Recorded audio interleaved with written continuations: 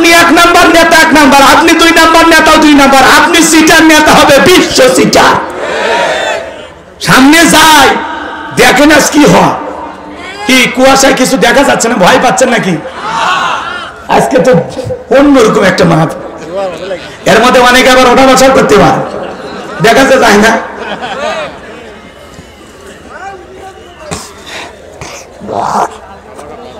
এখনো অনেক সময় আছে ভাই, এই যে নড়াচড়া করে তোমাকে বসো বসো।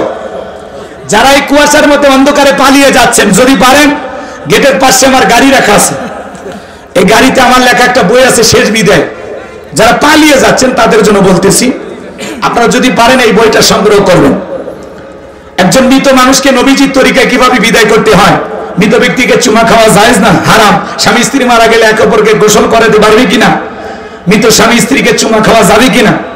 আত্মহত্যা করে মারা গেলে তার জানাজায় যাওয়া যাবে কিনা? জান্নাত জাহান্নাম সম্পর্কে, আখিরাত সম্পর্কে, কবরের সলজব সহ বিশেষ কিছু দোয়া, 2টা গজল সহ 76 পৃষ্ঠার বইটা যদি পারেন স্মৃতি হিসাবে নিয়ে যাবেন। গাড়ির ড্রাইভারের কাছে গেলে 50 টাকা হাত দিয়ে দিয়া আপনারা নিয়ে যাবেন। বইটার নামই হলো শেষ বিদায়। নবীজির তরিকা একজন মানুষকে কিভাবে বিদায় করা যায়, পারবেন তো ইনশাআল্লাহ নিতে? প্রত্যেকটা কথার দলিল দেয়া আছে, নিয়ে যাবেন ইনশাআল্লাহ। যুবকেরা তো এগুলো কিনবে না, ওরা কেন উপন্যাস, প্রেম কেন কাঁদায়, যৌবনের মৌবনে অভিশপ্ত রাত, মিলন হবে কতদিনে তোর মরণের পরে। এগুলো আজে বাজে উপন্যাস কিনলে চরিত্র ধ্বংস হয়ে যাবে, কথা বলে ঠিক কিনা? হ্যাঁ, যারা যাচ্ছে তারা নিয়ে যাবে। মুনাজাতের পরে আপনারা পাবেন। বসেন, এখন না, আমি অন্ধকার দেখতে পাচ্ছি না। আজ কি এক কুয়াশার মাহফিল।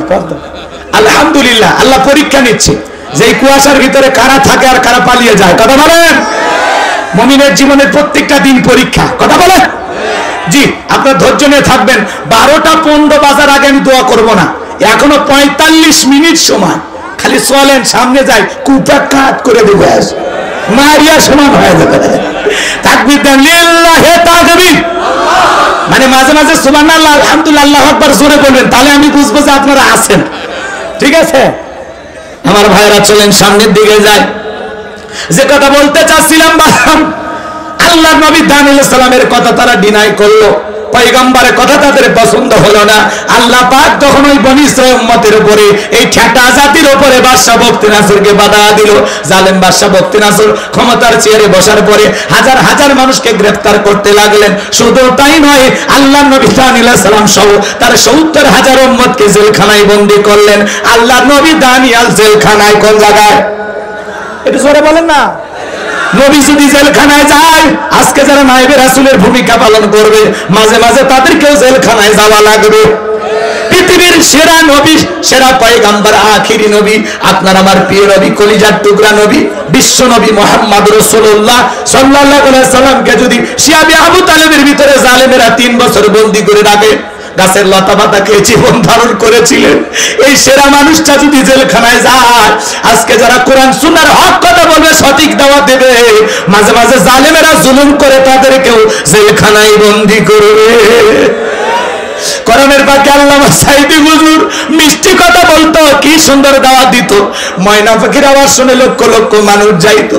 ওরা বুঝতে পেরেছে তাদের মিষ্টি কথা শুনে মানুষ যদি একবার পরিবর্তন হয়ে যায়, আমাদের বোতল খাওয়া হবে না, দুর্নীতি করা হবে না।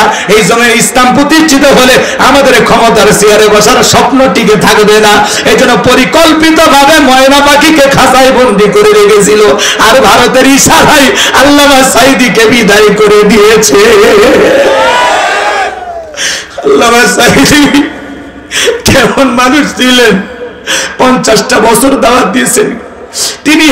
তিনি যাওয়ার বেলা আসলেন আর আমাদেরকে কাঁদিয়ে গেলেন।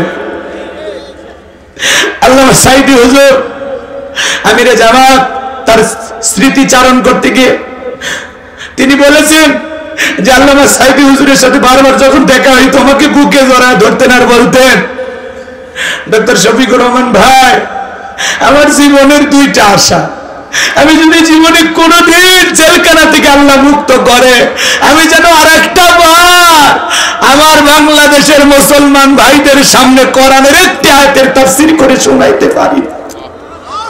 এটা আমার জীবনের শেষ চাওয়া, আমি যেন একবার আমার দেশের মুসলমান ভাইদেরকে কোরআনের একটি আয়াতের আলোচনা শোনাইতে পারি। আল্লাহু আকবার বলুন। আর বলেন আমার 2 নাম্বার স্বপ্ন, আল্লাহ যদি আমাকে জেলখানা থেকে বের করে দেয়, আমি আল্লাহর ঘরে খানায় কাবাইকে সিজদায় লুটিয়ে পড়ে আল্লাহর শুকরিয়া আদায় করব। কিন্তু আল্লাহর প্রিয় গোলামদের আশা আল্লাহ সব পূরণ করে না, কিছু কিছু আশা আল্লাহ রিজার্ভে রেখে দেয়। আল্লাহ চাইতে উত্তম পুরস্কার কোরআনের পাকে আল্লামা সাইদি হুজুরকে আল্লাহ দান করেন, জোরে বলেন আমিন। আল্লাহ যেন তার গোলামকে জান্নাতের উচ্চ মাকাম দান করেন, তার কবরটা জান্নাতের বাগান বানায় দেন, সিলে বলেন আমিন। আমার ভাইয়েরা, এই জন্য নাইবে রাসূলের ভূমিকা যারা পালন করবে মাঝে মাঝে তাদেরকেও জেলখানায় বন্দী করবে। মুফতি আমির হামজা ভাই তাকে জেলখানায় বন্দী করেছিল, সম্মান কমেছে না বেড়েছে? শাইখুল হাদিস ইবনে শাইখুল হাদিস আল্লামা মামুনুল হক, তাকে ওরা জেলখানায় বন্দী করেছিল, সম্মান কমেছে না বেড়েছে? ডক্টর মিজানুর রহমান আজারি ভাই ওরা জুলুম করে দেশের বাইরে পাঠিয়ে দিয়েছিল, এতে তার জনপ্রিয়তা কমেছে না বেড়েছে? হেরে যাবে ওদের হিংসা, জিতে যাবে আমাদের ভালোবাসা। কোন ষড়যন্ত্র করে এদেশের শ্রেষ্ঠ সন্তান আলেমদেরকে কখনো এদেশের মানুষের মন থেকে মুছে ফেলা যাবে না। এদেশের মানুষ আলেমদেরকে কলিজা দিয়ে মহাব্বত করে, কথা বলেন ঠিক কিনা? সামনের দিকে যায় আমার ভাইয়েরা, আল্লাহ নবী দানিয়েল আলাইহিস সালাম উম্মতদেরকে ডেকে বলে, কি ব্যাপার, কই গেল তোমাদের সুন্দর দিন, কই গেল আরামায়ের সুখের গল্প? দেখে বলে, পয়গাম্বার আপনার কথা যে দিবালোকের মতো সত্য হবে, এত তাড়াতাড়ি ভুলে যাবে আমরা বুঝতে পারি নাই। পয়গাম্বার গো, আমরা ভুল করেছি, অন্যায় অপরাধ করেছি, এখন থেকে আর গাছের পূজা, মাছের পূজা, চন্দ্রের পূজা, সূর্যের পূজা করব না, এখন থেকে একমাত্র আল্লাহর ইবাদত করব, আপনি যা বলবেন আমরা তাই শুনবো। আল্লাহ নবী দানিয়েল দেখে বলে, শোনো, সত্যি যদি তোমরা তওবা করে ফিরে আসতে চাও, তাহলে আজকে রাত 12টার পরে আমি যখন আল্লাহ বলে ডাক দেব, আমার সঙ্গে তোমরা সবাই ঘুম থেকে জাগ্রত হয়ে আল্লাহ বলে ডাক দিবা। আল্লাহু আকবার। শুনে যান আমার ভাইয়েরা, আল্লাহ বলে ডাক দিবা, মনে রাখবা একমাত্র আল্লাহই পারে জালেমের জেলখানা থেকে মুক্ত করার ব্যবস্থা করে দিতে। রাত 12টার পরে আল্লাহর নবী দানিয়েল আলাইহিস সালাম চিৎকার মারলেন, আল্লাহু আকবার। এটা সবাই জোরে ডাক দেন, আল্লাহ। একটু ভালোবেসে ডাক দেন, আল্লাহ। পয়গাম্বার যখন আল্লাহ আল্লাহ বলে ডাক দিয়েছে, পয়গাম্বারের 70,000 উম্মত ঘুম থেকে জাগ্রত হয়ে তারাও চিৎকার মেরে আল্লাহু আকবার বলে ডাক দিয়েছেন। এইবার পয়গাম্বার তাদেরকে নিয়ে কাকুতি মিনতি সহকারে সিজদায় লুটিয়ে পড়ে আল্লাহ তাআলার কাছে দোয়া করতে লাগলেন, আল্লাহ আমার উম্মতেরা ভুল করেছে, তারা নিজেদের ভুল বুঝতে পেরেছে, এখন থেকে তারা আর অন্যায় অপকর্ম করবে না, শিরিক বিদআত করবে না, একমাত্র আপনার ইবাদত করবে। আল্লাহ গো, আপনি আমার উম্মতদেরকে maaf করে দেন, একমাত্র আপনিই পারেন জালেমের জেলখানা থেকে মুক্ত করার ব্যবস্থা করে দিতে। নবী যখন চোখের পানি ছেড়ে দিয়ে দোয়া করে, আল্লাহ দেখে বলে, পয়গম্বর আর কান্না করতে হবে না, আমি আল্লাহ ওয়াসিরাই বাদশা বখতে নাসরের জেলখানা থেকে তোমাদেরকে মুক্ত করার ব্যবস্থা করে দেব ইনশাআল্লাহ। আল্লাহু আকবার বলে। আমার আল্লাহ বলেন, অবশ্যই আমি আল্লাহ তোমাদেরকে মুক্ত করার ব্যবস্থা করে দেব। আমার ভাইয়েরা, ওই রাত্রিতে আল্লাহ রাব্বুল আলামিন জালেম বাদশা বখতে নাসরকে এমন একটা মারাত্মক স্বপ্ন দেখায় দিয়েছেন। স্বপ্ন দেখে বাদশা বখতে নাসর ঘুম থেকে চিৎকার মেরে উঠছেন, আশেপাশের নিরাপত্তা কর্মীরা দৌড়ে আসলেন, চিৎকার মেরে ডেকে বলেন, এদিক খেয়াল করো, চিৎকার মেরে ডেকে বলেন, নেতা এত জোরে চিৎকার মারলেন, ব্যাপারটা কি? বলে, আমার চেহারার দিকে তাকায় দেখো, আমি কি কারণে চিৎকার মারছি, তোমরা কি বুঝতে পারো নাই? কয়, না বুঝতে পারি নাই। বলে, আমি একটা মারাত্মক ভয়ঙ্কর স্বপ্ন দেখেছি, এই স্বপ্নের কি সমস্যা, কোষে কষ্ট হচ্ছে, কাঁপাকাঁপি করে না, বসো বসো, রাগ করেন আপনারা, রাগ করেন ভাই, দোয়া করবো নাকি? বলেন, অসুস্থ যদি হয়ে যাইতেন, অসুস্থ হইতে পারেন না, তাহলে দোয়া করে বাড়ির যাই, শুনবে শুনবে, আগ্রহ আছে, লিল্লাহি তাকবীর। শোনেন শোনেন, সামনের দিকে গেলে মজা পাবেন। হ্যাঁ, এদিকে খেয়াল করে শোনেন বাজান গো আমার। এইবার বাদশা বখতে নাসর ডেকে বলে, আমি একটা ভয়ঙ্কর স্বপ্ন দেখেছি, এই দেশের যত স্বপ্নের তাবির কারো কাছে স্বপ্নের ব্যাখ্যা বলতে পারে, সবাইকে আমার দরবারে নিয়ে আসো, আমি স্বপ্নের কথা বলবো আর তাদেরকে স্বপ্নের ব্যাখ্যা বলতে হবে। এইবার পরের দিন সকালবেলা হাজার হাজার লোক বাদশার দরবারে হাজির হয়ে গেল। জালেম বাদশা বখতে নাসর যখন স্বপ্নের কথা বলতে যাবে, গতকাল রাত্রে কি যেন স্বপ্ন দেখলাম, আর বলতে পারে না, সমস্ত স্বপ্নের কথা ভুলিয়ে দিলেন তিনি কে? বাদশার মাতার মেমোরিতে থাকা সমস্ত স্বপ্নের কথা নিয়ে যায় আল্লাহ তাআলা নবী দানিয়েল আলাইহিস সালামের মাতার মেমোরিতে সেভ করে দিলেন। বলুন সুবহানাল্লাহ। হে যুবক, একটা যুবক শোনো, তোমাদের মোবাইল আছে, একটা মোবাইলে যা আছে তোমার বন্ধুর মোবাইলে সেটা পার করা যাবে কিনা শেয়ারের মাধ্যমে? মানুষের মাথায় যদি এই বুদ্ধি থাকে, আমার আল্লাহর জ্ঞান আছে না নাই? আছে না নাই? বাদশার মাথার মেমোরিতে থাকা সমস্ত স্বপ্নের কথা আল্লাহ তাআলা তার পয়গম্বরের মাথার মধ্যে ঢুকিয়ে দিলেন, বলেন সুবহানাল্লাহ। এইবার বাদশা যখন স্বপ্নের কথা বলতে যায়, গতকাল রাত্রে কি যেন দেখলাম আর বলতে পারে, তাহলে স্বপ্নের কথা ভুলিয়ে দিলেন, এই ক্ষমতা কার? জোরে বলেন। এইবার বাদশা মুহূর্তের মধ্যে ডায়লগ পরিবর্তন করলেন, ডেকে বলে, শোনো, গতকাল রাত্রে স্বপ্নে কি দেখেছি, স্বপ্নের কথা বলতে হবে, স্বপ্নের ব্যাখ্যা দুইটাই তোমাদেরকে বলতে হবে। জনগণ ডেকে বলে, বাদশা এ তো পাগলামি কথা, স্বপ্ন দেখেছেন আপনি, আমরা কিভাবে বলবো? বাদশা কি স্বপ্ন দেখেছে ওই দেশের জনগণ কি জানে? কথা বলেন। আপনারা স্বামী স্ত্রী এক খাটে ঘুমান না আলাদা? বলেন হুজুর গরিব হতে পারি কিন্তু বউ কুলুত নিয়ে ঘুমায়। ধনী যারা, টাকাওয়ালা যারা, এদের স্বামী স্ত্রীর সম্পর্ক ভালো না। বেশি টাকার অহংকারে স্বামী স্ত্রীর সম্পর্ক দাও কুড়েলের মতো। এই কথা বল নাকি আপনারা? স্বামী এক রুমে ঘুমায়, বউ আলাদা রুমে ঘুমায়। আর গরিব আলু ভর্তা দিয়ে ভাত খায়, রিক্সা চালায়, ভ্যান চালায়, মাঠে কাজ করে, ঘুমানোর আগে বউ কুলুত নিয়ে ঘুমায়। হাসির কিছু না। বলে হুজুর গরিব হতে পারি কিন্তু ভালোবাসার অভাব না। বিশ্ব নবীর ঘরের ভিতরে দামি আসবাবপত্র ছিল না, কিন্তু আম্মা জান আয়েশা বলেন, রাসূল আমাদেরকে এত ভালোবাসতেন, আমরা সব কিছু ভুলে যাইতাম। বলেন সুবহানাল্লাহ। ঘরটা যেন শান্তির বাগান ছিল। সুবহানাল্লাহ বলবেন না? রাসূলের ঘরে কেমন শান্তি ছিল আমি বলবো? একটু অপেক্ষা করেন, মহিলাদের ওয়াজ যদি পারি, সুযোগ পাই, সেদিকে যা বলে দেবো। এদিকে খেয়াল করেন, খেয়াল করেন। আপনার বউ আপনার বাদ দিয়া স্বপ্নে যদি আর একটা ছেলের হাত ধরে সাতক্ষীরা শহরে ঘুরে, আপনারা কি করবেন? মারবেন? একজন কয় সেই পিটাবো। মানে আপনি মানে বউ পিটান মাঝে মাঝে নাকি? বউ পিটানো যাবে না, বউ ভালোবাসার জিনিস। আজ যে শীত পড়ছে, আমি আপনাদেরকে অনুরোধ করে বলে যাই, শোনেন, দুইটা মাসে বউয়ের সাথে ঝগড়া করবেন, একটা পৌষ মাস আর একটা মাঘ মাস। এই 2 মাসে যদি বউয়ের সাথে ঝগড়া করেন, আর যে শীত পড়ছে, রাতের বেলা যদি কম্বলের ভিতর ল্যাবের ভিতরে না আনেন, তো অবস্থা খুবই খারাপ। কথা বলে না? এজন্য সাবধান, এই 2 মাস বউয়ের সাথে ঝগড়া করা যাবে না। শোনেন শোনেন, আপনার বউ স্বপ্নে কি দেখে আপনি জানেন না, আবার আপনি আপনার বউকে বাদ দিয়ে আর একটা মেয়ের হাত ধরিয়া, ওই যে কি পুকুর আছে আপনাদের, এটা কার যেন বাগান আছে, মিন্টুর বাগান নাকি, মন্টু মিয়ার বাগান, ওই বাগানে বসে ওই মেয়েটার সাথে গল্প করতেছেন। আপনার বউ যদি টিয়ার পাইতো কি করতো? ঝাঁটা দিয়ে পিটায় খাট থেকে নামাই দিত। কিন্তু স্বামী কি স্বপ্নে দেখে বউ জানে না, বউ কি স্বপ্নে দেখে স্বামী জানে না। স্বপ্ন যার, চিন্তা ভাবনা থাকে তার। শোনেন শোনেন, মাঝে মাঝে স্বপ্নে দেখি সাপ তারা করছে, ঘুমোতে করে দেখি সাপ নাই, ঠিক না ভাই? মাঝে মাঝে স্বপ্নে দেখি ঘর বাড়ি আগুন লেগে পুড়ে গেছে, ঘুমোতে করে দেখি না সব ঠিকই আছে। মাঝে মাঝে স্বপ্নে দেখি আমি নিজেই মারা গেছি, বউ বাচ্চা কান্নাকাটি শুরু করছে, ঘুমোতে করে দেখি না বাঁচে আছে। কি ভাই, মাঝে মাঝে স্বপ্নে মারা যাননি 2-1 বার? কথা কয় না, কথা কয় না। স্বপ্ন তো স্বপ্নই। যুবকেরা কিন্তু স্বপ্ন দেখে, দেখে না? যে যুবকেরা বিয়ে করেনি, নায়িকাদের ছবি দিয়ে পুরো ঘর সাজানো, বলিউড হলিউড টালিউড ঢালিউড যা আছে সব নায়িকাদের ছবি। কথা কয় না? প্রত্যেকটা রুমে রুমে নায়িকাদের ছবি। ঘুমানোর আগে একবার ছবি দেখা নফল মনে করে। নায়িকাদের চেহারার দিকে তাকানো কি মনে করে? নফল, এটা মনে করে। তাকায় থাকে আর বলে, আহারে এরকম বউ যদি ভাইতাম জীবনটা ধন্য হয়ে যাইত। কথা কয় না?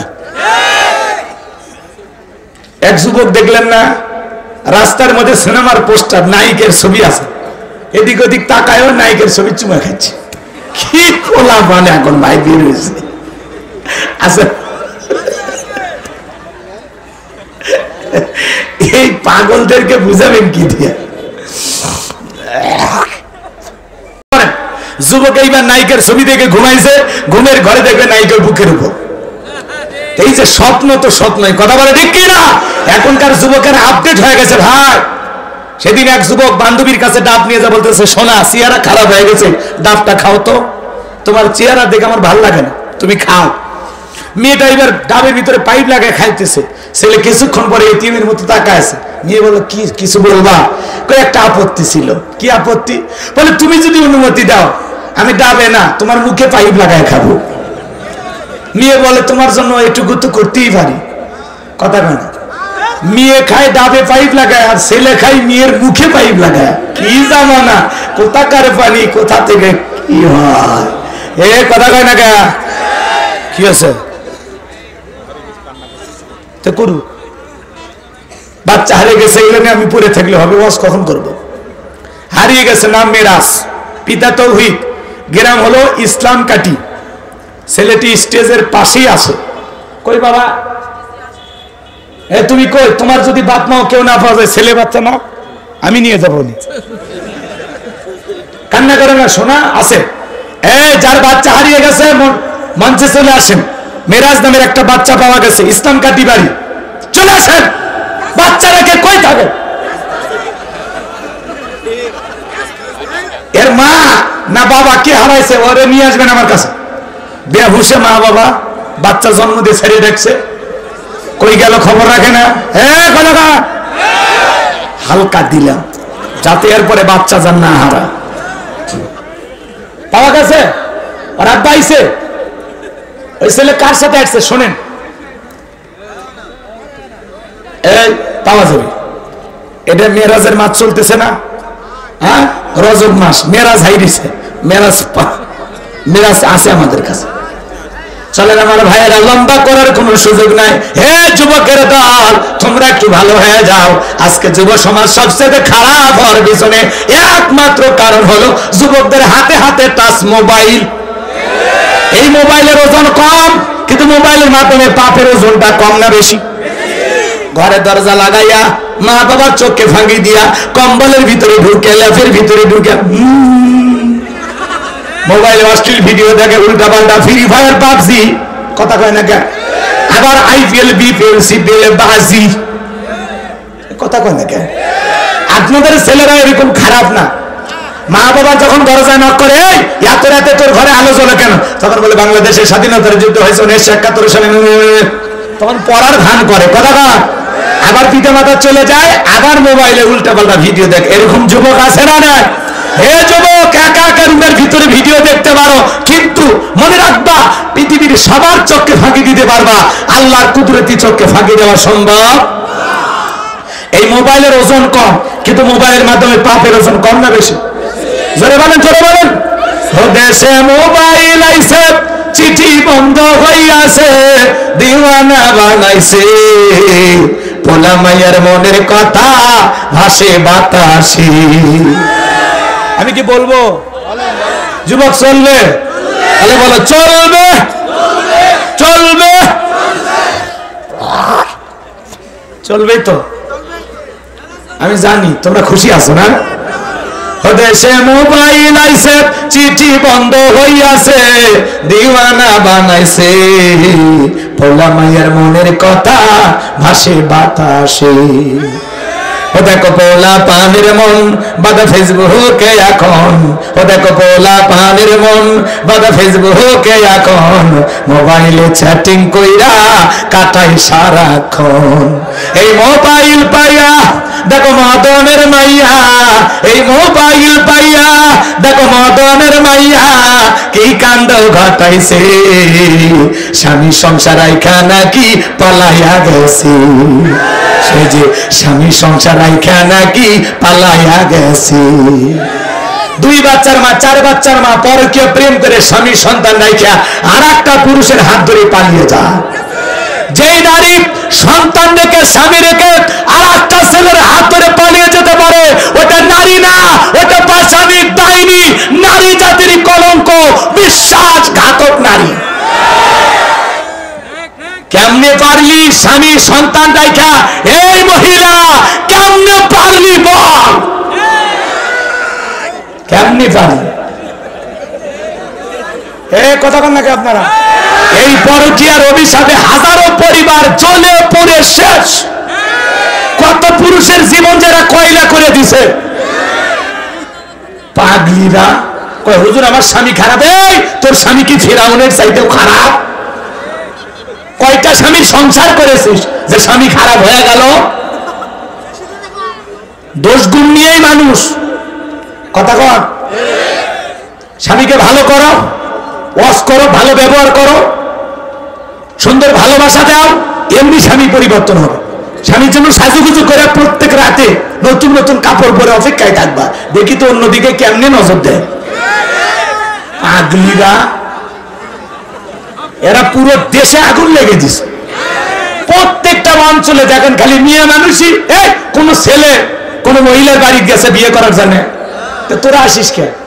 এই মহিলারা, কথা বল, তোরা কেমনে আসিস? এই নারী, তোরা কেমনে আর একটা ছেলের বাড়িতে এসে বলিস অমুককে আমি বিবাহ করব? তোমার বাড়ি কই? কই জামালপুর। তুমি সাতক্ষীরা কেন মা? বলে আপনাদের এলাকার বল্টু। কি করছে? বলে মোবাইলে একাধিকবার আমাদের কথা হয়েছে, ওর সাথে আমার প্রেম, আমরা স্বামী স্ত্রীর মতো হোটেলে। আর কি করছে আমি বলবো না। ওই যে কয়েক জোড়া ছেলেকে ধরা পড়ছে, দেখলে না কি করছে? বিয়ে পড়ায় দিয়েছে। কথা কা, হ্যাঁ, এরকমই সিস্টেম চালু করা লাগবি। ধৈর্য বিয়ে। কথা কন, টাইম পাস করবা, বিয়ে করবা না, আগে বিয়ে কর। কথা কন, রাগ করেন না, আমার কথা বিরক্ত হয় না। আমি একটু খাস বাংলা কথা বলি, এটা ওয়াজ না, এটা ওয়াজ। কথা কন, সব হুজুর যদি সব ওয়াজ করে এলে ওয়াজ কে করবি? রাগ করতেছেন নাকি আপনারা? এই জন্য মা বোনদেরকে বলো, মা খবরদার, মা স্বামীর সংসার ফেলাইয়া আর একটা পুরুষের হাত ধইল না। কথা বলে কে? বলতেছে মা তুমি এখানে কেন? বলে আমি এই ছেলেকে বিবাহ করব। তো তোমার আগের স্বামীকে ডিভোর্স দিছি, বাচ্চা কয় 2-3টা আছে, মার কাছে রেখে আসছে। এখন তোমার কি দাবি? বলে এই ছেলে বিয়ে না করলে আমি আদের রশি নিয়ে আসছে, মরে যাবো। আর সেদিন এক মহিলা রশি নিয়ে আসছে, এই রশি দিয়ে গলার দড়ি দিয়ে মারা যাবো। আরে কি জামানা! ও মা, কেমনি তুমি এই কথাগুলো বলতে পারো যে এই ছেলে আমাকে ভালোবাসে, তার বাচ্চা আমার পেটে? এই কথা বলার আগে তোর লজ্জা করলো না? কেমনি পারলি মা বিয়ের আগে একটা ছেলের সাথে নিজের জীবনের সবটুকু দিয়ে সম্পর্কটা করতে? নিজেকে এত সস্তা বানায় না মা, তোমার অনেক দাম, অনেক সম্মান। মা নিজের ভিতরে কভারটা ঠিক রাখো, পর্দাটা ঠিক রাখো। কথা কন না কেন? নারীর সম্মান মর্যাদা থাকবে তখনই পর্দা মাইনে চলবে। যখনই নারী পর্দা থেকে নিজেকে মানুষের সামনে ওপেন করেছে, তখন থেকে নারীর দাম কমে গেছে। এজন্য মা পর্দায় থাকো। মা আল্লাহর এই বিধানকে বিধানগুলি দেখায় না। আল্লাহ তোমাদের জন্য পর্দা ফরজ করে দিয়েছেন। অকরনা ফি বুয়ুতিকুন্না ওয়ালা তাবাররাজনা তাবাররুজাল জাহিলিয়াতিল উলা। নারীরা তোমরা ঘরের ভিতরে অবস্থান করো, খবরদার জাহিলিয়াতির যুগের মেয়েদের মতো নোংরা অশ্লীল পোশাক পরে নিজের দেহকে প্রদর্শন করো না। আল্লাহু আকবার বলেন। নারীদের অনেক দাম, অনেক মর্যাদা, অনেক সম্মান। কথা বলেন ঠিক কিনা? ইসলামের প্রথম শহীদ হয়েছিল একজন নারী, নাম কি? কথা বলেন।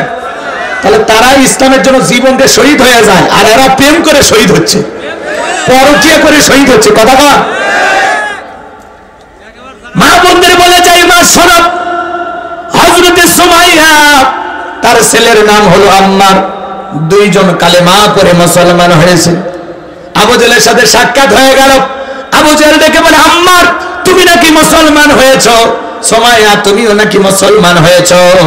তারা তখন ডেকে বলে, হ্যাঁ, মিথ্যা কথা বলবো না, আমরা বিশ্ব নবীর কাছে কালেমা পড়ে মুসলমান হয়েছি। আবু জেহেল ডেকে বলে, তোমরা কি জানো আর কত বড় ভয়ঙ্কর শাস্তি হতে পারে?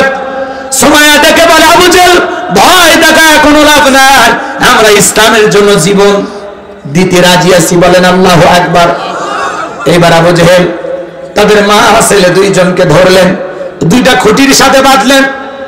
আম্মারের কাছে যাবেন, আম্মার এখনো যদি তোর চোখের সামনে তোর মার কাপড়টা ধরে টান দিয়ে ল্যাংটা বানায় দেই, বলতো কালেমা ছাড়বি কিনা, কেমন হবে? আম্মা চুপচাপ আছে, কোনো কথা বলে না। সুমাইয়া দেখে বলে, আমার সন্তান, খবরদার খবরদার, বেঈমানদের কথা ঈমান ছাড়বি না। এইবার আবু জেহেল চলে আসলো, একটানে হযরতে সুমাইয়ার দেহ থেকে কাপড় খুলে সবার সামনে উলঙ্গ করলেন। আম্মার দেখতে চাই না, মাথাটা নত হয়ে আছে। আবু জেহেল ডেকে বলে, এই যুবকেরা আম্মারের মাথাটা উঁচু করো। কাফেরেরা আম্মারের মাথাটা ধরে উঁচু করে। আম্মার চক্ষু বন্ধ করে আছে। হযরত সুমাইয়া ডেকে বলে, ও আমার সন্তান, বেঈমানদের কথা ঈমান ছাড়বা না। এইবার আবু জেহেল বর্ষা দিয়া সুমাইয়ার লজ্জাস্থানে আঘাত করেছে, রক্ত দিয়ে রাজপথ মেখে গেল। আমার ভাইয়েরা, হযরত সুমাইয়া শাহাদাত বরণ করবে। ছেলেকে ডেকে বলে, আম্মা আমি কিছুক্ষণ পরে শাহাদাতের পেয়ালা পান করব। আমি আমার নাকে জান্নাতের গন্ধ পাইতেছি। হে আমার ছেলে, আমি চলে যাচ্ছি, কিন্তু খবরদার বেঈমানদের কথায় কখনো ঈমান ছাড়বা না। হযরত সুমাইয়া শাহাদাত বরণ করলে, তবুও আবু জেহেলের কাছে মাথা নত করলো না, ইসলাম ত্যাগ করলো না। ও মা, ইসলামের প্রথম শহীদ নারী হলো সুমাইয়া। কালেমা পড়ার কারণে, ইসলাম মানার কারণে আবু জেহেল তাকে বর্ষা দিয়ে আঘাত করে দুনিয়ার জমিন থেকে বিদায় করে দিয়েছেন। মা, সেই ঐতিহ্য ইতিহাস তোমরা কেমনে ভুলে গেলা মা? তারা কালেমার কারণে জীবন দিয়েছিল, আজকে তোমরা নষ্ট প্রেম ভালোবাসা পরকীয়ার কারণে জীবনটা দিচ্ছ। মা, তোমাদের সম্মান তো এত নিচুতে না, তোমাদের সম্মান হলো পুরুষের চাইতে উঁচুতে। ইসলাম তোমার মর্যাদা দিয়েছে মা। বিশ্বনবী যে আইয়ামে জাহিলিয়াতের যুগে আগমন করেছিলেন, যেই যুগে আপন পিতা তার মেয়েকে গর্ত করে পুঁতে রাখত মা, সেখান থেকে আল্লাহ রাসূল নারীদেরকে গর্ত থেকে তুলে মেয়ের মর্যাদা দিলেন, স্ত্রীর মর্যাদা দিলেন, মায়ের মর্যাদা দিলেন। আল্লাহ তাআলা নারীদের নামে একটি সূরা নাজিল করেছেন, বলেন আল্লাহু আকবার। এই জন্য মা, নিজেকে সস্তা বানায় না মা, এখনো সময় আছে মা, পর্দায় থাকো, অবৈধ প্রেম ভালোবাসায় জড়ানো যাবে না। যুবক যারা আছো তোমরা পরিবর্তন হয়ে যাও, এক হাতে তালি বাজে না, দোষ কিন্তু তোমাদেরও আছে। কেমনে পারো? একটা নারীর স্বামী আছে, সন্তান আছে, সেই নারীর দিকে নজর দিতে তুমি কেমনে পারবে যুবক? তোমার বোনের সাথে যদি এমনটা কেউ করে মাইনা নেবা, তোমার মায়ের সাথে যদি কেউ পরকীয়া করে, তোমার খালা ফুপুর সাথে যদি কেউ করে, অবশ্যই তুমি মানতে পারবা না। ওই নারীও কারো না কারো মা, কারো না কারো মেয়ে, কারো না কারো স্ত্রী, কারো না কারো খালা ফুফু। বিদায় পায়ে হাত অনুরোধ করে যুবক, বিয়ের আগে কোনো অবৈধ প্রেম ভালোবাসা করা যাবে না। কোন বিবাহিত নারীর সাথে পরকীয়ার মতো জঘন্য সম্পর্কে জড়ানো যাবে না। আল্লাহ যেন যুব সমাজকে হেদায়েত দান করুন। এটা শুনলে বলেন আমি রাগ করেন মনে হয়? বাজান গো আমার, চলেন, আমি সামনের দিকে যাচ্ছিলাম, কি কথা বলছিলাম ভুলে গেছেন। বাদশা ডেকে বলে, স্বপ্নে আমি কি দেখেছি? স্বপ্নের কথাও তোমাদেরকে বলতে হবে, স্বপ্নের ব্যাখ্যাও তোমাদেরকে বলতে হবে। জনগণ ডেকে বলে, বাদশা এটা আমাদের পক্ষে বলা সম্ভব নয়। বাদশা ডেকে বলে, কেন? তোমরা নাকি গায়েব জানো? বলেন তো বাজান, দুনিয়ার মানুষ কি কোন গায়েব জানে? গায়েবের এলেম একমাত্র কার কাছে? আর একটু জোরে বলেন, কার কাছে? আল্লাহ সারা পৃথিবীর কেউ গায়েব জানে না। নবী রাসূলেরা জানতেন ততটুকু, আল্লাহ জানায়া দিতেন যতটুকু। কথাকে বোঝেন নাই? পৃথিবীর নবী রাসূলেরা গায়েব জানতেন ততটুকু, আল্লাহ যতটুকু জানার অধিকার তাদেরকে দিয়েছিলেন। রাগ করেন নাকি আমার ভাইয়েরা? এজন্য পৃথিবীর কোন মানুষ গায়েব জানে? কিছু কিছু ভণ্ড পীরের আবির্ভাব ঘটে, ওরা বলে আমরা গায়েব জানি। যে বলবে গায়েব জানি, ওরে অন্ধকার রুমিনে জাহাজ চাঁদারে পিটাবেন, আর বলবেন গায়েবী মার দিলাম, কারো কাছে বলবি না, বললে ধ্বংস হয়ে যাবি। কথা কর নাকি আপনারা? ভণ্ড পীর দেখেন না, তালা বাবা, সালা বাবা, গানসা বাবা, লাউ বাবা, কদু বাবা, এদের কাছে যাওয়া যাবে না। যারা ঢুকি তবলা বাজায় বলে পানির ভিতর জ্বললে বাতি ঝড় বাতাসেও নেবে না, লেখদা বাবার মুড়ি ধরলে নামাজ রোজা লাগে না। যে পিসাই বলবে নামাজ রোজা লাগে না, ওইটা পীর না টাটকা শয়তান। পীর ছিল শাহজালাল খানকাই পিরাজপদে বীর, নারাই তাকবীর হুঙ্কার দিয়েছে, গৌর গোবিন্দ পালাইতে বাধ্য হয়েছে। তারাও ছিল পীর। আর এখন পীর হয়েছে বাপরে বাপ, গরু ছাগল নেওয়ার জন্য। আর আপনারা তো কম খারাপ না, মাইক টাইক নিয়ে ট্রাক ভাড়া করিয়া গান গায় আর যায়, কই আমি ডুব দিয়াছি প্রেম ধরিয়া বাবার সন্ধানে। আল্লাহর নাম নাই, নবীর নাম নাই, কুতাকুতি জিকির আছে না নাই? ভণ্ডামি ভণ্ডামি, সব ভণ্ডামি। ভালো হয়ে যায়। শাহজালালের নামে গান শুনলে মাথা গরম হয়। গান ছিল না, ছুটে আয় শাহজালালের নিরিবিক সৈনিকেরা, খতম কর গোবিন্দেরই সেলা চামুন্ডা গোলা। ছুটে আয় শাহজালালের নিরিবিক সৈনিকেরা, খতম কর গোবিন্দেরই সেলা চামুন্ডা গোলা। ওলিদের পাকভূমিতে বিপ্লবেরই মশাল জ্বালা। ছুটে আয় শাহজালালের নিরিবিক সৈনিকেরা, খতম কর গোবিন্দেরই সেলা চামুন্ডা গোলা। শাহজালালের স্বপ্ন ছিল আল কোরআনের জ্বলবে আলো। মারহাবা কোন? শাহজালালের স্বপ্ন ছিল আল কোরআনের জ্বলবে আলো। সেই আলো জ্বালিয়ে দিতে, সেই আলো ছড়িয়ে দিতে বিপ্লবেরই মশাল জ্বালা। ছুটে আয় শাহজালালের নির্ভীক সৈনিকেরা, খতম কর গোবিন্দেরই সেলা চামুন্ডা গুলা। জোরে বলেন মারহাবা। আর এরা গাজার কলকিতে টান মারি এমন গাজা খায়, মোজদারি লাল বানাইছে, টস টাইপের মুখ কই খুঁজে পাওয়া যায় না। গাঁজা খায় কলকি টান মেরে ধুয়ে ছেড়ে দেয়। রাস্তাঘাটে পুলিশও ঘোরাঘুরি করে আর বলে মনে হয় ওরসের রান্না চলছে। কথা কয় না কে? আর ওরা আবার গান বানাইছে, কয় ধরো কলকি মারো টান, গাঞ্জা বাবার আসে কান, মরিয়া গেলে সঙ্গে কিছুই যাবে না। এই বাবা আছে না নাই ভণ্ড? খবরদার বাজান, এই ভণ্ডদের কাছে যাওয়া যাবে না, মনে যেন থাকে। আল্লাহ বলে তোমরা সত্যবাদীদের সঙ্গী হও, যে পীরের পা থেকে মাথা পর্যন্ত নবীর সুন্নাত দিয়ে ঢাকা, যার চেহারার দিকে তাকালে আল্লাহর কথা স্মরণ হয়, এমন হক্কানি আল্লাহওয়ালা যেখানে আমরা আছি, আর ভণ্ড পীর যেখানে আমরা নাই, খবরদার ভালো হয়ে যান। ওদের দরবারে মহিলারা পর্যন্ত যায়, লেখা আছে পবিত্র ওরস শরীফ দোয়া মাহফিল, আর সেখানে শিল্পী যায় উদাসীন শারমিন। যায়া মাইক ধরে বলে তালা খুলে দে, সবাই তালা খুলে দে, রহমতেরই চাবি দিয়া তালা খুলে দে দে দে। রাত 2টার দিকে কিসের তালা খুলবে? কিসের দোকান আছে? আর এগুলো হলো বেহায়ামি, নষ্টমি, ভণ্ডামি। কথা বল। আল্লাহ যেন এই সমস্ত ভণ্ডদের ভণ্ডামি থেকে দেশের মানুষদেরকে হেফাজত করে। এটা জোরে বলেন না আমিন। তাহলে খবরদার, এই ভণ্ডদের কাছে যাওয়া যাবে। আপনাদের সাতক্ষীরা অবশ্য এগুলো চলে না, এইদিকে আছে ভণ্ডপীর। কি কয়? তাহলে তো মারি নাকি আমাকে? কি ভয় আছে? ভয় আছে? তাহলে ভণ্ডপীরের কাছে যাওয়া যাবে? তালা বাবা, সালা বাবা, গানসা বাবা, লাউ বাবা, কদু বাবা, কাপড় পরে নাই, নাম দিচ্ছেন ল্যাংটা বাবা, এই ভণ্ডদের কাছে যাওয়া যাবে না, মনে যেন থাকে। ইসলামে কোনো ভণ্ডপীর জায়গা, ইসলামের ভিতরে কোনো ভণ্ডামির জায়গা মনে থাকবে। এইবার বাদশাহ ডেকে বলে, কেন তোমরা নাকি গায়েব জানো? ডেকে বলে, বাদশাহ আমাদের পক্ষে স্বপ্নের ব্যাখ্যা, স্বপ্নের কথা দুইটাই বলা সম্ভব নয়। আপনি স্বপ্নের কথা বলবেন, আমরা স্বপ্নের ব্যাখ্যা বলে দেব, কিন্তু আপনি স্বপ্নে কি দেখেছেন এইটা বলার ক্ষমতা আমাদের নাই। বাদশাহ ডেকে বলে, 7 দিনের আলটিমেটাম দিলাম, 7 দিনের মধ্যে স্বপ্নে আমি কি দেখেছি স্বপ্নের কথাও বলতে হবে, স্বপ্নের ব্যাখ্যাও বলতে হবে। যাও, 7 দিন পরে যদি না বলতে পারো সবাইকে শুলিতে চড়াবো, ফাঁসি দিয়ে মারবো। এই কথা বলে জালেম বাদশাহ তাদেরকে ছেড়ে দিল। জেলার জেলখানা দিয়ে ঘুরতেছে। আল্লাহ নবী দানিয়াল দেখে বলে, জেলার এদিকে আসো। দেখে মনে হয় টেনশনে আসো। বলে, হ্যাঁ টেনশনে আছে। কিসের টেনশন? বলে, আমার বাদশাহ একটা স্বপ্ন দেখেছে, স্বপ্নের কথা বলতে যাবে, স্বপ্নের কথা ভুলে গেছে, আর জনগণকে 7 দিনের সময় বেঁধে দিয়েছে। আল্লাহর নবী দানিয়াল দেখে বলে, জেলার তোমার বাদশার কানে খবর পৌঁছায় দাও, তোমার বাদশাহ স্বপ্নে কি দেখেছে, এই স্বপ্নের ব্যাখ্যাও জানি, স্বপ্নের কথা দুইটাই আমার জানা আছে। চিৎকারে মেরে বলেন মারহাবা।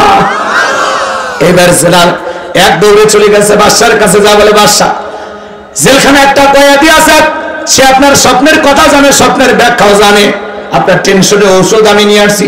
বাদশাহ বক্তে নাসর দেখে বলে, বাজান কই? বাজানকে আমার কাছে নিয়ে আসো। ঠেলার নাম বাবাজি।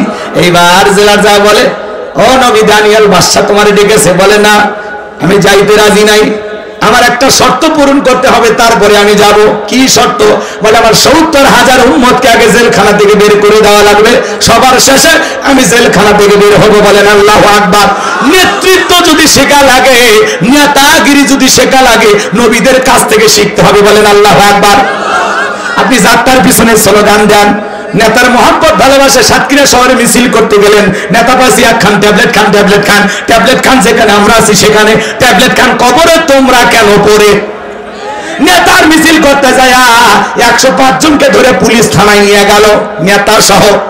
নেতার তো মামু খালুর অভাব নাই, সকালে জেলখানে ঢুকে বিকেলে বের হয়। কিন্তু আপনি গরিব মানুষ, রিক্সা চালান, ভ্যান চালান, মাঠে কাজ করেন, একদিন কাজ না করলে আপনার সংসারে আগুন জ্বলে না, চুলে আগুন জ্বলে না, আপনার পরিবারের মুখে খাবার ওঠে না। নেতা যদি ভালো হইতো রেখে বলতে, শোনো এই গরিব কর্মীরা আমাকে মহব্বত করে ভালোবেসে আমার মিছিল করতে আসছে, আমার একটা কর্মী জেলখানায় থাকা অবস্থায় আমি নেতা জেলখানা থেকে বের হব না। এরা হলো সত্যিকারের নেতা। আর যে নেতা আপনাকে বিপদে ফেলে তামাশা দেখে, নিজেটা ভালো বোঝে, ওই নেতার পিছনে স্লোগান দিয়ে লাভ নাই। যে নেতা আপনার দুঃখে কাঁদবে, আপনার সুখে হাসবে, আপনার বিপদে পাশে দাঁড়াবে, 6 মাস আপনার জেল হয়ে গেলে আপনার পরিবারের মুখে খাবার তুলে দেবে, সন্তানদের স্কুলের খরচ দেবে, আপনার পরিবারের লোকের বাজার এনে দেবে। ভালো হয়ে যান, যাত্রার পিছনে লাভ দিন না। লাভ দিয়ে পরিবারের লোকজনকে বিপদে ফেলার দরকার নেই। যেই নেতা আপনার জন্য জীবন দিতে রাজি, আপনিও জীবন দিতে রাজি। কিন্তু যে নেতা আপনাকে বিপদে ফেলে তামাশা দেখে, ওই নেতার দরকার নেই। আপনি বছরের পর বছর জেলখানায় থাকেন, মিথ্যা মামলা দিয়ে ফাঁসায়, কোনোদিন আপনার পরিবারে 2-4 টাকাও দেয় না। এইরকম দল, এইরকম নেতার দরকার নাই। কি যেই দল, যেই নেতা আপনার বিপদে পাশে দাঁড়াবে, আপনার কোনো অঘটন ঘটে গেলেও আপনার পরিবারকে দেখভাল করে রাখবে, এমন সমাজ আমাদের দরকার আছে না নাই? এমন দল, এমন নেতা দরকার আছে না নাই? হ্যাঁ, যাত্রার দেখেন না, সব নেতা দেশের বাইরে চলে গেছে, আর জনগণকে বিপদে ফেলে যায়নি। যারা ওই দল করতে অনেকেই কষ্টে আছে, অনেক কথা হজম করা লাগে, মেনে নেওয়া লাগে, কিন্তু আমরা তাদেরকে কষ্ট দেব না। এ কথা না, যারা অপরাধীদের বিচার হবে। এমপি মন্ত্রী ফেলে যায়নি, 5-10 কোটি টাকা দামের গাড়িগুলো গ্যারেজে পড়ে আছে, এমপি মন্ত্রী নাই। হাজার হাজার বিঘা জমি জোর করে দখল করছে, গাড়ি বাড়ি পড়ে আছে, জায়গা জমি পড়ে আছে, নেতা না। মন্ত্রীরা সব কোথায় গেল, এমপিরা সব কোথায় গেল, কোথায় কাদের কাকা? ওদের সারা দেশটা এখন লাগে ভাগা ভাগা। পালাবো না চাই না তাদের দেখা, ওদের সারা দেশটা এখন লাগে ফাঁকা ফাঁকা। আইন মন্ত্রী আটকে গেল আইনেরই ফাঁকে, দাড়ি সারা দরবেশটারে ভণ্ড ভণ্ড লাগে। শুনেছি ভাই কত নেতা নেত্রী খাইতেছে ভাই ডান্ডা, বিচারপতি কালামানিকের ফাটিয়েছে নাকি আন্ডা। এটা আমার খবর না, মিডিয়ার খবর। এই বিচারপতি শামসুদ্দিন মালিক আল্লামা সাইদি হুজুরকে মৃত্যুদণ্ডের রায় দিয়েছিল। আমরা বলতে চাই, এই বিচারক নামের কুখ্যাত কালামানিককে ওই ট্রাইব্যুনালে মৃত্যুদণ্ডের রায় দিতে হবে। এই বিচারপতি মানিক টকশোতে আমার বোনকে অপমান করে রাজাকারের বাচ্চা বলেছিল, ছাত্র আন্দোলনের সমস্ত ছাত্র নেতাদেরকে রাজাকারের বাচ্চা বলে গালি দিয়েছিল।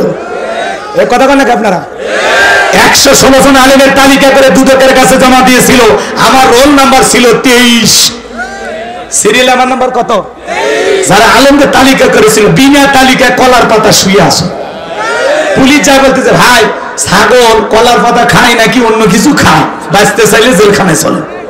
কথা কেনা কথা কেনা ফলকেরও ঝলক গেল, ফলকেরও ঝলক গেল, থামিয়ে নেটের চাকা, ওদের সারা দেশটা এখন লাগে ফাঁকা ফাঁকা।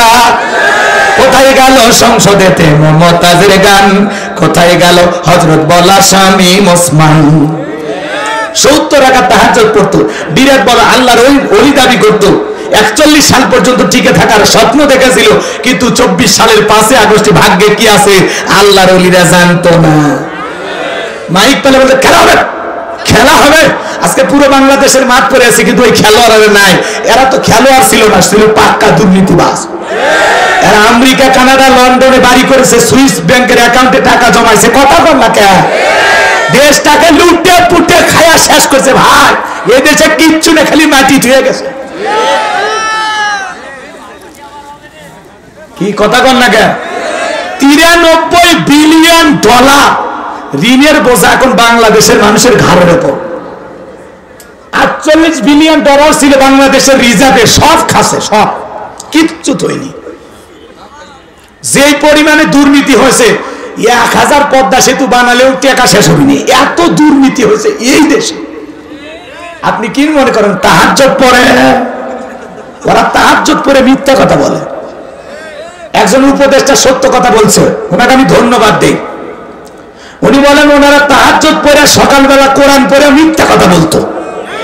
কথা বল, সত্যি ওদের এত মিথ্যা কথা মানুষ বলে, ওনাদেরকে না দেখলে বিশ্বাস হইতো না। কি কথা কয় না কে? কি মায়া লাগে নাকি কারণ? 16 বছরে মায়া এখনো কাটেনি। যে মা সন্তানকে ফেলাইয়া চলে যায় ওই মায়ের মায়া থেকে লাভ নাই। যে মা সন্তানকে বিপদে আগলায় রাখে বুকের ভিতরে, ওটা হলো মা।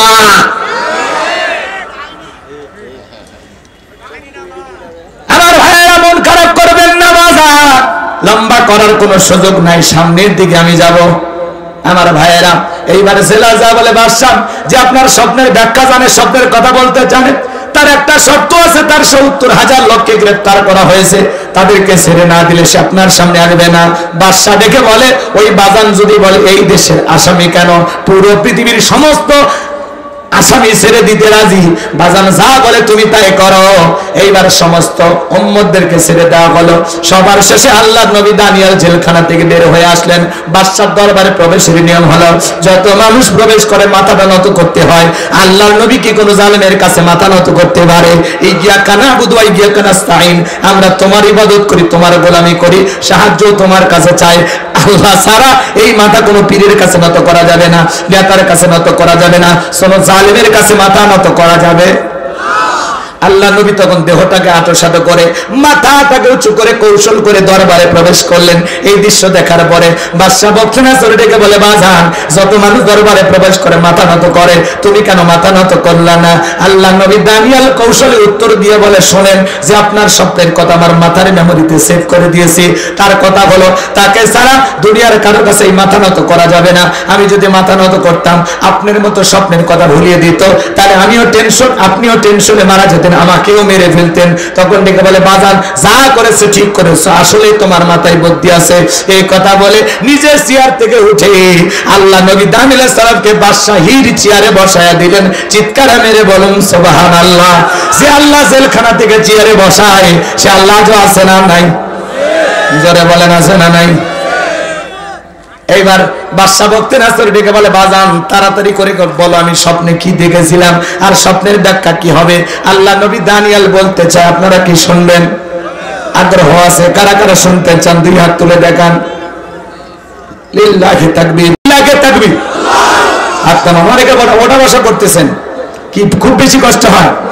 আল্লাহ বলেন তাবারাকাল্লাযী বিয়াদিহিল মুলকু ওয়া হুয়া আলা কুল্লি শাইইন কাদির। মহামান্বিত সেই সত্তার যার হাতে সর্বময় কর্তৃত্ব, রাজত্ব পাওয়ার ক্ষমতা, তিনি হলেন সব বিষয়ের উপরে ক্ষমতাবান, তিনি হলেন সব বিষয়ের উপরে শক্তিবান। আল্লাহু আকবার বলেন। তাহলে সকল ক্ষমতার একমাত্র মালিক কে? আর একটা আয়াত তেলাওয়াত করেছি, 10টা মিনিট আয়াতের জন্য দেওয়া যাবে। 2 নাম্বার আয়াত শুরু হয়ে গেল। আল্লাহ তাআলা বলেন আল্লাযী খলাকাল মাউতা ওয়াল হায়াতা লিয়াবলুয়াকুম আইয়ুকুম আহসানু আমালা ওয়া হুয়াল আজিজুল গফুর। আল্লাহ রাব্বুল আলামিন বলেন আল্লাযী খলাকাল মাউতা ওয়াল হায়াতা, যিনি সৃষ্টি করেছেন মৃত্যু আর জীবন, লিয়াবলুয়াকুম আইয়ুকুম আহসানু আমালা। আমার আল্লাহ ডেকে বলেন আমি পরীক্ষা করে দেখবো আমলের দিক দিয়ে কার আমল কত বেশি উত্তম, কার আমল কত বেশি সুন্দর। যার আমল ভালো তার আখিরাত ভালো, যার আমল খারাপ তার আখিরাত হয়ে যাবে বরবাদ। শোনেন শোনেন, আল্লাহ পরীক্ষা করে দেখবেন আমলের দিক দিয়ে কার আমল কত বেশি উত্তম, কে কত সুন্দর আমল করেছে। সুবহানাল্লাহ বলবেন না? শোনেন আয়াতের শুরুতে আল্লাহ কি বলেন? আল্লাযী খলাকাল মাউতা ওয়াল হায়াতা, যিনি সৃষ্টি করেছেন মৃত্যু আর জীবন। ভালো করে বোঝেন, এই পৃথিবীতে যারা যত বড় ক্ষমতাধর হোক, কোন মৃত ব্যক্তিকে জীবিত করার ক্ষমতা ওদের আছে? তামাম পৃথিবীর সমস্ত জালেমেরা ঐক্যবদ্ধ হয়ে আকাশের দিকে সমস্ত অস্ত্র তাক করে যদি গুলি বর্ষণ করে, আসমান থেকে এক ফোঁটা বৃষ্টি আনতে পারবে? সমস্ত অস্ত্র দিয়া জমিনের ভিতরে যদি গুলি বর্ষণ করে, গুলি নিক্ষেপ করে, বলেন তো বাজান, এই জমিন থেকে একটা আলু বের করার ক্ষমতা আমাদের আছে? যারা পাখির মতো গুলি করে মানুষ হত্যা করেছিল, একটা শহীদ আবু সাইদকে ফেরত দেওয়ার ক্ষমতা আমাদের আছে? একটা মুগ্ধকে ফেরত দেওয়ার ক্ষমতা আমাদের আছে? হাজার হাজার মুসলমানকে হত্যা করবেন, শিশুদেরকে হত্যা করবেন, শিশু থেকে বৃদ্ধ পর্যন্ত কেউ আপনাদের গুলির হাত থেকে রক্ষা পায়নি। আজকে সে সমস্ত পুলিশ ভাইদের পোশাক পরিবর্তন করা হচ্ছে। আপনারা শুনেছেন শিল্পী আসিফ, একটা শিল্পী আছে না গান গায়, ওনার নাম কি? আসিফ আকবর। এই শিল্পী এই পুলিশ আনসার র্যাব তাদের পোশাক দেখে তিনি বলেছেন, এই পোশাক যিনি ডিজাইন করেছেন, এই পোশাকের দায়িত্ব যাদেরকে দেওয়া হয়েছিল এদেরকে অতি দ্রুত গ্রেফতার করা হোক। সামাজিক মাধ্যমে সবাই জোর দাবি করেছেন যে এটা র্যাবের পোশাক হতে পারে না, এটা পুলিশের পোশাক হতে পারে না, এটা আনসারের পোশাক হতে পারে না। পোশাকের যে ডিজাইন করা হয়েছে, পোশাকগুলো যে কালারের বানানো হয়েছে, পোশাকগুলো যে ক্যাটাগরিতে তৈরি করা হয়েছে, আসলে প্রশাসনের এই তিন বাহিনীর সাথে এই পোশাকগুলো মানায় না, যায় না। দেখতে বিশ্রী লাগতেছে, অসুন্দর লাগতেছে, খারাপ লাগতেছে, কথা কয় না কেন? এই জন্য সামাজিক মাধ্যমে সবাই এই পোশাকগুলোর বিরোধিতা করে বলতেছেন, যারা এই পোশাকের ডিজাইন করছে এদেরকে গ্রেফতার করা হোক, কথা কয় না কেন? আসিফ আকবর লিখেছেন গ্রেফতার করা হোক। এইভাবে সোশ্যাল মিডিয়া সবাই নিউজটা প্রচার করতেছেন যে আসলে এটা পোশাক, এই পোশাক চলবে না।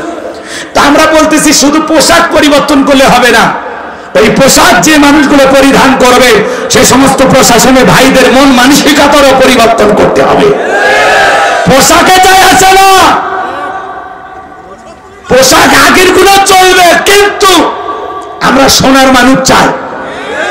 আমাদের কেনা টাকায় পোশাক তৈরি হবে, আমাদের কেনার টাকায় বন্দুক পিস্তল কেনা হবে, আমাদের টাকায় বুলেট কেনা হবে। আবার আমরা যদি কোনো সঠিক দাবিতে প্রতিবাদ করি, ওই বুলেট দিয়ে আমাদেরকে হত্যা করা হবে, এমন বাহিনী আমরা চাই না। কতক্ষণ আমরা বলতে চাই, আমাদের ট্যাক্সের টাকায় আপনাদের বেতন ভাতা হয়, আমাদের ট্যাক্সের টাকায় বন্দুকের গুলি কেনা হয়, বন্দুক কেনা হয়, বিদায়। আর যেন কোন সরকার আপনাদেরকে ব্যবহার করে ওই বন্দুকের নল জনগণের বুকে আত্মাক করে গুলি করা যাবে না, যাবে না, যাবে না। আমরা বলতে চাই 2024 সালের বৈষম্য বিরোধী ছাত্র আন্দোলনের মাধ্যমে যে নতুন গণবিপ্লব হয়েছে, এই গণবিপ্লবের অঙ্গীকার পুলিশ হবে জনতা, পুলিশ হবে জনগণের বন্ধু, কথা বল ঠিক কিনা? যারা অপরাধ করেছে প্রশাসনে থেকে, সে সময়ের পুলিশ প্রধান এবং হাউন আঙ্কেল সহ ওই যে কি যেন কুমার বিপ্লব নাকি বিপ্লব কুমার, এরা সহ সে সময়ের যারা প্রকাশ্যে জনগণকে গুলি করার ওয়াদা দিয়েছিলেন, যারা মূল কলকাঠি মেরেছিলেন, এ সমস্ত অপরাধীকে যেন গ্রেফতার করা হয়, কথা বলে ঠিক কিনা? এছাড়াও যারা হেলমেট বাহিনী হয়ে বিভিন্ন জায়গায় গুলি করেছেন, এই ফুটেজ দেখে দেখে তাদেরকে যেন অতি দ্রুত গ্রেফতার করা হয়। শহীদের রক্তের সাথে বেঈমানি করবেন না, বেঈমানি করলে আপনারা পার পাবেন না। আমরা বলতে চাই, অপরাধ যারাই করুক তাদের যেন বিচার বাংলার মাটিতে হয়। শুধু পোশাক পরিবর্তন চাই না, পুলিশের মন মানসিকতারও পরিবর্তন চায়, প্রশাসনের ভাইদের মন মানসিকতার পরিবর্তন চায়। তারা যেন জনগণের সেবক হয়ে কাজ করে, জনগণের বন্ধু হয়ে কাজ করে। আর কোন প্রশাসনের ভাই যেন মিথ্যা মামলা হামলা দিয়া এদেশের নিরপরাধ মানুষকে না ফাঁসায়, গাঁজার টুকলা পকেটে দিয়া জোর করে ধরে নিয়ে যা বলে গাঁজা সহ গ্রেফতার, এগুলো আমরা দেখতে চাই না। মিথ্যা মামলা হামলা এই দেশে আর চলবে না, কথা বল। শুধু পোশাক পরিবর্তন করে কি করবেন? আগের পোশাক ভালোই ছিল, কিন্তু ওই পোশাক এমন ভাবে ব্যবহার করা হয়েছে যে পোশাকের প্রতি মানুষের ঘৃণা এসে গেছে। এই জন্য যে নতুন পোশাকের ডিজাইন করা হয়েছে, আমরা বলতেছি এগুলো আরো বেটার করা যায়। বিভিন্ন দেশের পুলিশের পোশাকের সাথে একটু মিল করে বা কনিজ বিষ কইরা একটু নতুন কিছু করেন, কথা বলে ঠিক কিনা? তা করেন, বিরক্ত হইছেন হইলে আমার কি সমস্যা? তাকবীর দেন, লিল্লাহি তাকবীর। যে পুলিশ ভাইরা গুলি করে মানুষকে হত্যা করেছে, কোন পুলিশ ভাইয়ের ক্ষমতা কি আছে একটা মানুষকে ফেরাই দিতে পারে? আবার অনেক পুলিশ ভাইয়েরা জনগণ তাদেরকে এদিক জনগণ পুলিশ যখন সংঘর্ষ মুখোমুখি তখন অনেক ক্ষেত্রে পুলিশ ভাইয়েরা মারা গেছে। কথা কয় না? এই পুলিশেরা কিন্তু নিয়ে মানুষের গায়ে হাত দিছিল ওই সময়, কি কায়দাইছে পিটাইছে, ভিডিওগুলো দেখে গা শিরে ওঠে, কষ্ট লাগে, বুকটা ভেঙে যায় যে মানুষ এত নিঠুর হয় কেমনি, শুধু চাকরি বাঁচানোর জন্য। আর উপরের চাপে বিবেকের বিরুদ্ধে তারা মানুষের মতো দেখতে কিন্তু অমানুষের মতো আচরণ করেছে ওদের ইশারায়। কিন্তু ওরা তো ঠিকই পালিয়ে গেল, আপনাদেরকে রেখে গেল আমাদের কাছে। আমরা তো এখন আপনাদের সাথে খারাপ ব্যবহার করতে পারি না, কারণ আমরা জানি আপনারাও কারো না কারো ভাই, কারো না কারো স্বামী, কারো না কারো সন্তান। এজন্য আমরা চাই আপনারা একটু পরিবর্তন হন, তওবা করে ফিরে আসেন। কথা বলে ঠিক কিনা? অনেক পুলিশের ভাইয়েরা ফেসবুকে লাইভ এসে তারা কান্নাকাটি করে বলেছেন যে আমাদের কোনো দোষ নাই, স্যার বলেছে যা গুলি করবি না হলে তোর চাকরি থাকবে না। কথা বোঝেনি? তো এই জন্য পুলিশ ভাইদেরকে আমরা বলবো আপনারা আমাদের বন্ধু হয়ে আমাদের বুকে ফিরে আসেন। এই দেশের স্বাধীনতাকে রক্ষা করার জন্য, এই দেশের সুন্দর পরিবেশ ফিরে আনার জন্য আপনাদের দরকার আছে। প্রত্যেকটা থানা চালু হয়ে গেলে সুন্দর পরিবেশ ফিরে আসবে, চুরি ডাকাতি হবে না। আমাদের ভাইয়েরা রাতের আধারে জেগে জেগে পাহারা দেয়। কথা বলে ঠিক কিনা? বিভিন্ন জায়গায় যেখানে চুরি ছিনতাই হয় সেখানে আমাদের পুলিশের ভাইয়েরা সারা রাত জায়গা বউ বাচ্চা সব রাইখে আইসা পাহারা দেয়। এই জন্য পুলিশ ভাইদেরকে ধন্যবাদ জানাই। এদেশের জন্য আপনাদের অনেক প্রয়োজন আছে। আল্লাহ এদেশের প্রশাসনের ভাইদেরকে সঠিক বুঝ দান করুন, জনগণের জন্য খেদমত করা তৌফিক দান করুন। একটু চিল্লায় বলা যাবে কি আমিন? আল্লাহ বলেন আল্লাযী খালাকাল মাউতা ওয়াল হায়াতা, যিনি সৃষ্টি করেছেন মৃত্যু আর জীবন। আল্লাহ তাআলা সর্বপ্রথম মৃত্যুর কথা কেন বললেন? মাজান মৃত্যুর কথা কেন বললেন? আল্লাহ বলেন কুল্লু নাফসিন যায়িকাতুল মাউত, প্রত্যেক প্রাণীকে মৃত্যুর স্বাদ গ্রহণ করা লাগবে। এই স্বাদ হলো দুই প্রকারের, মিষ্টি খেলে মিঠা লাগে, নিম পাতা খেলে তিতা লাগে। যারা ঈমানদার তাদের মৃত্যুটা হবে মিঠা। মায়ের কোলে দুধ পান করতে করতে শিশুটা যেমন ঘুমের মধ্যে চলে যায়, যারা ঈমানদার তারা তেমনি ভাবে বিদায় নেবে, টেরও পাবে না। বলুন সুবহানাল্লাহ। কিন্তু যারা নাফরমান বেঈমান আল্লাহর অবাধ্য গোলাম, যারা বলে খাওয়াটাও ফুর্তি করো, দুনিয়াটা মস্ত বড়, পাপের সাগরে হাবুডুবু খায়, এ বাজারে 10টা মিনিট চাইলাম না। আচ্ছা মৃত্যুর ওয়াজ শুনে কি ভয় লাগে? হ্যাঁ, আমি বললাম না একটু নরম আলোচনা, একটু সাতক্ষীরের মানুষ দিল কঠিন করেন না, একটু নরম হওয়ার চেষ্টা করেন। এ ভাই বসেন, চলেন দোয়া করি, দোয়া করি না, চলো। আমি 10 মিনিট অনুরোধ করে বললাম 10টা মিনিট আমার দেন। এ আয়াতের আলোচনা শোনেন, দিলটা এমনি নরম হবে। কিছু নিয়ে যান, দেখেন তো পরিবর্তন হওয়া যায় কিনা। কান্না করার চেষ্টা করেন, নামে চোখ বন্ধ করেন, এ বসো, আবার হাসে, বসো, মরবা না, মরণের ভয় নাই, তাহলে বসে। এ ভাই বসে বসে ভাই একটু বসেন না, এখনই দোয়ার দিকে যাবো। 10 মিনিট ঘড়ি ধরে 10 মিনিট 12 মিনিট হবে না, বসে, আমি দোয়া করে দেবো। যারা যাচ্ছেন যদি পারেন গাড়িতে বই আছে নিয়ে যাবেন ইনশাআল্লাহ। এদিকে খেয়াল করেন, তাহলে সবাইকে মৃত্যুর স্বাদ গ্রহণ করা লাগে। যারা ঈমানদার এদের মৃত্যু হবে ভয়ঙ্কর, কঠিন।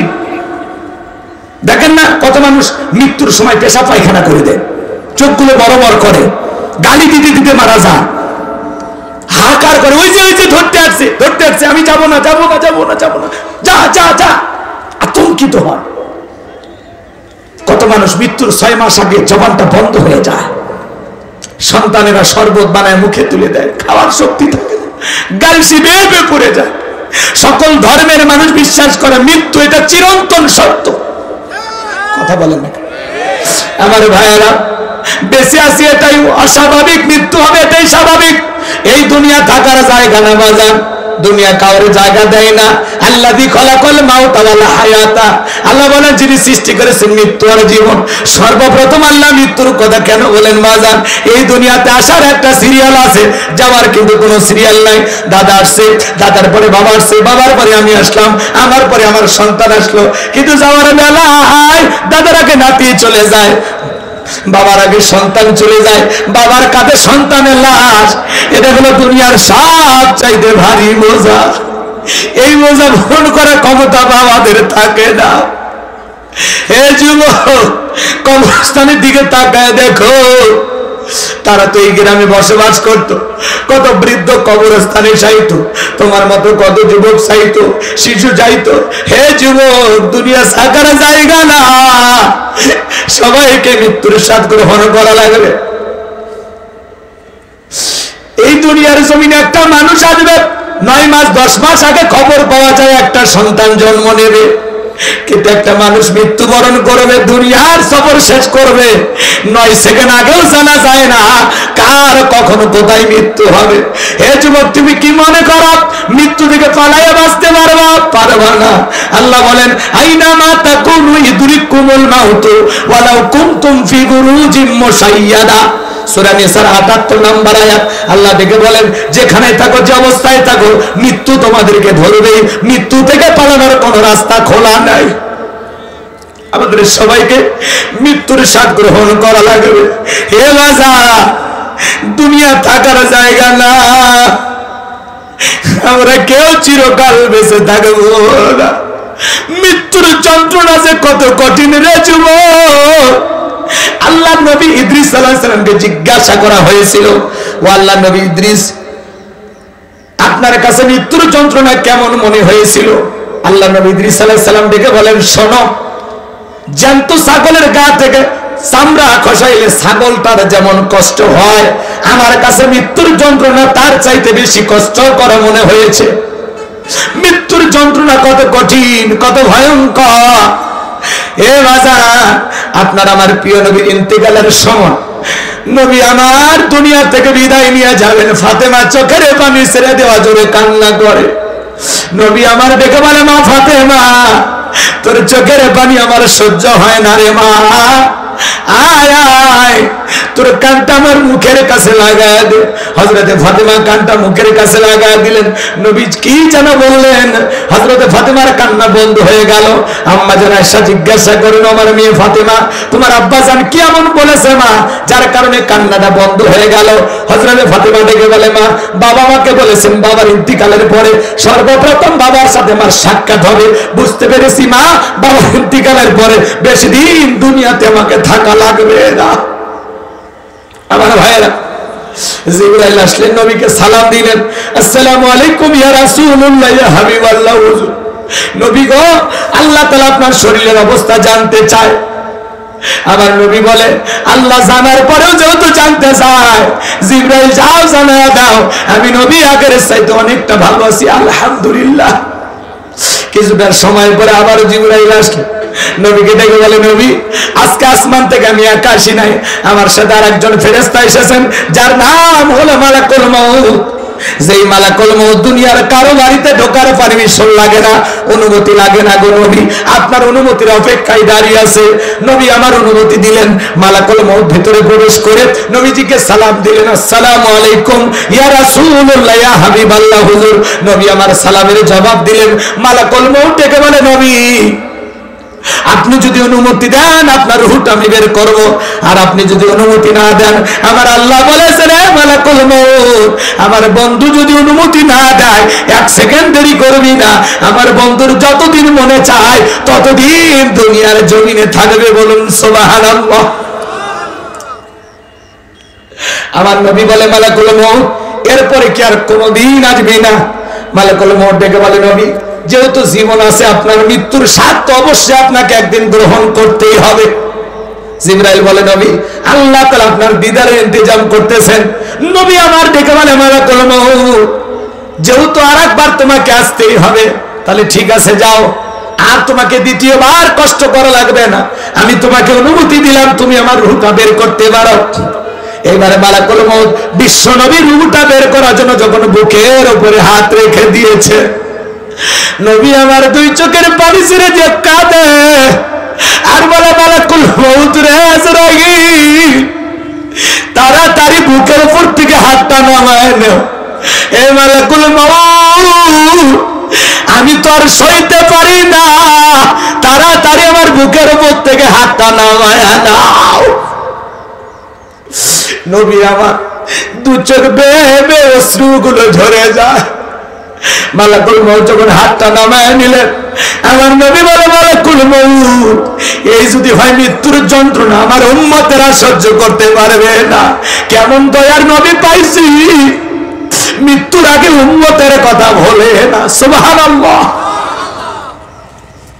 মালাকুল মউত ডেকে বলে, নবী বিশ্বাস করেন, আমার আল্লাহ তাআলা বারবার বলেছেন, হে মালাকুল মউত, জীবনে আমি কোনোদিন তোরে কোনো কিছু বলি নাই। আজকে এমন একটা মানুষের কাছে যাবি রে মালাকুল মউত, যেই মানুষটাকে আমি আল্লাহ বড় ভালোবাসি। মালাকুল মউত আমার বন্ধুরে কষ্ট দিবি না। বিশ্বাস করেন গো নবী, দুনিয়ার সব চাইতে কম কষ্ট দিয়া আপনার রূহটা আমি বের করার চেষ্টা করতেছি। আমার নবী বলে, মালাকুল মউত, এই যদি ভাই দুনিয়ার সব চাইতে কষ্ট কম কষ্ট আমার উম্মতেরা সহ্য করতে পারবে না, আমারে কথা দে রে মালাকুল মউত, আমার উম্মতকে কষ্ট দিবি না। আজরাইল বলে, নবী কথা দিলাম, যারা আপনার রেখে যাওয়া আদর্শ মোতাবেক চলবে, আল্লাহর বিধান মোতাবেক চলবে, যারা হবে নেককার ইমানদার, কথা দিলাম গো নবী, তাদের রূহটা বের করার সময় আমি ইহসান করব, তাদেরকে আমি কম কষ্ট দিয়া তাদের জানটা বের করে নেব। চিৎকার মেরে বলুন আল্লাহু আকবার। এবার যখন দ্বিতীয়বার বিশ্ব নবী রূহটা বের করার জন্য বুকের উপরে হাত রেখে দিয়েছে, নবী আমার কাঁধে আর বলে, মালাকুল মউত, তাড়াতাড়ি হাতটা নামায় আনে, আমি নবী আর সহ্য করতে পারি না। মালাকুল মউত দ্বিতীয়বার হাতটা নামায় আনেন। আমার নবী বলে, মালাকুল মউত, আমার কাছে মনে হয় উহুদ পাহাড় আমি নবীর বুকের উপরে চেপে ধরা হয়েছে।